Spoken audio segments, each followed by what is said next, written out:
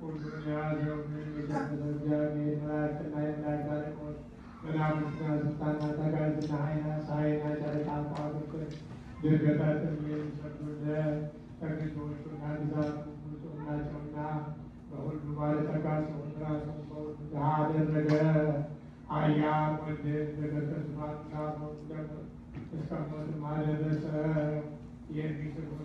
የሚጎድሉ ሰዎች በቀንዱ የማይበረታታ የማይጋፋ ለሚያሉትን ሰዎች አንገቱን የሚያዘነብላ ምን ይገር በሚሸልተው ፊት የማይናገር በግድር ያለ ነው።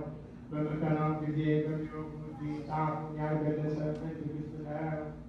ሙሴ ከተወዳጃቸው ሆነ ከውስጧ በታገኙ ሀሳትን የተገኘ ትዕግስት እንደምን ያለ ነው።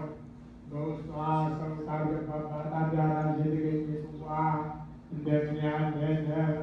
ፈጽሞ የተለየ ሳይሆን ከዚህ የተለየ ይህ ትምህርተ መስቀል ምን ድንቅ ነው።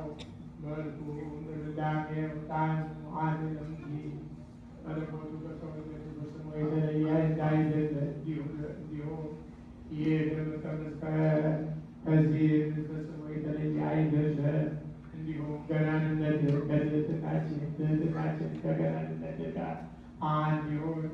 ዓለሙን የያዘ አንድ አምላካችን እግዚአብሔር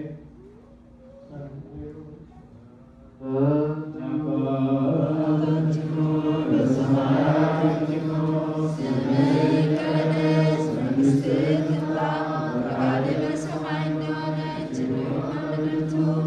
የዕለት እንጀራችንን ስጠን ዛሬ፣ በደላችንን ይቅር በለን እኛም የበደሉንን ይቅር እንደምንል፣ አቤቱ ወደ ፈተና አታግባን ከክፉ አድነን እንጂ መንግሥት ያንተ